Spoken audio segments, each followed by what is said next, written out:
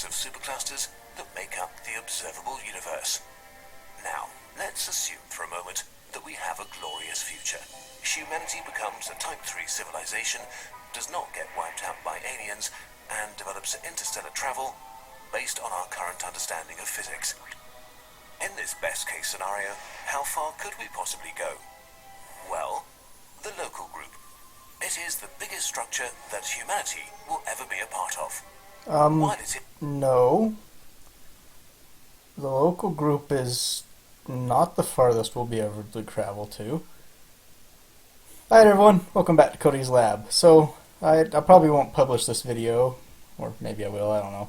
But you can see I've got the screen recording software again. I can crop the video, crop it back out, whatever I like.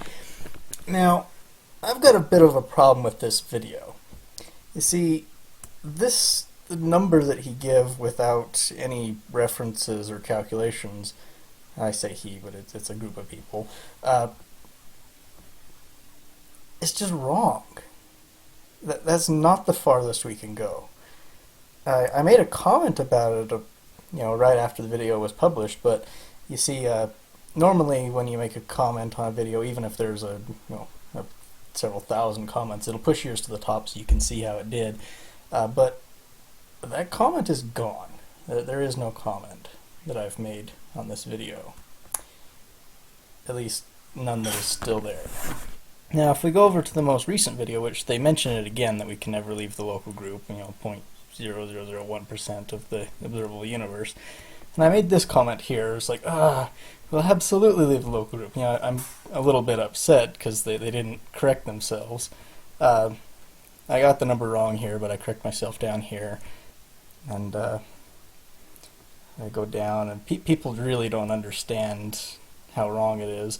And I try to explain it with the Hubble constant and all that stuff.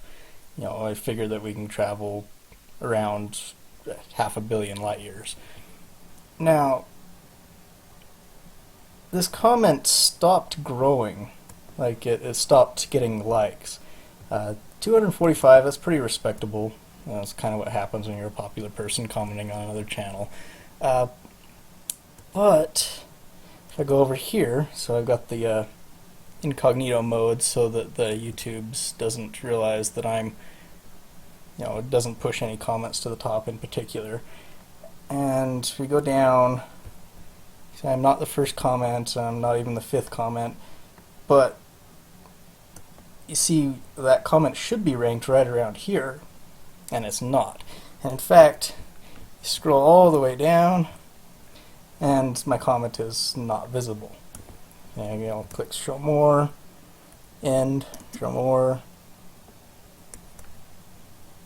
end, show more, end, and then I did a Control F, there's your Cody, there's that, but that's it. My comment is not visible publicly.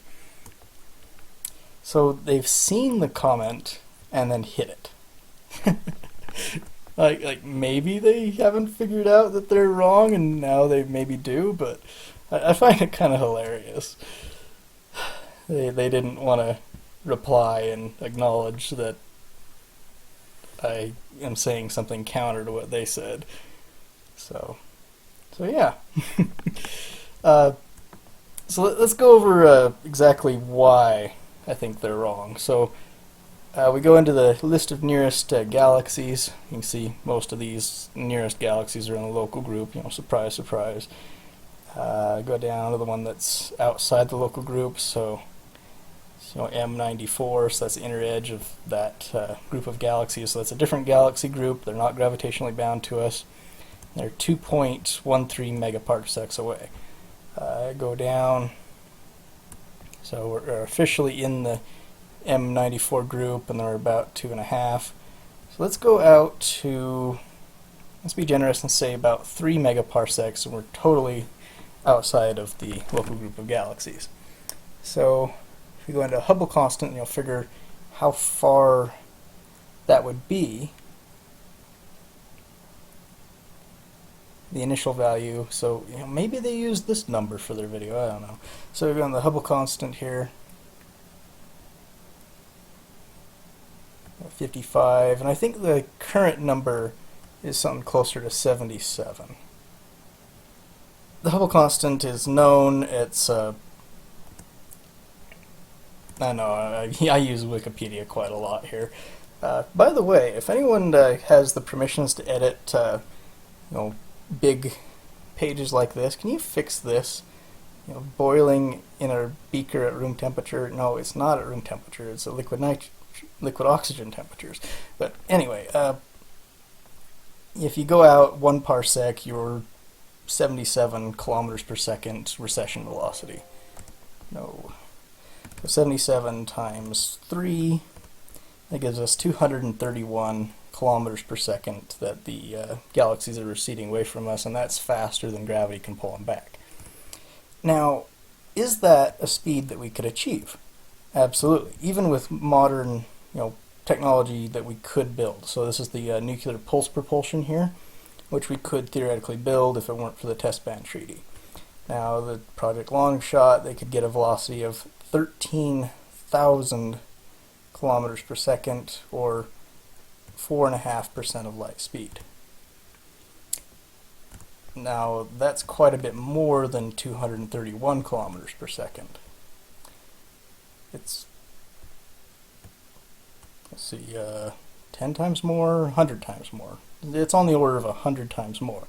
So even though the galaxies are expanding away, and as you travel they're going to get farther away, we could absolutely catch up with them.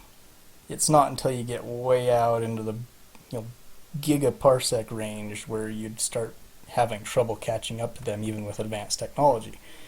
So yeah, I just wanted to point that out. Hope you enjoyed. I'll see you next time.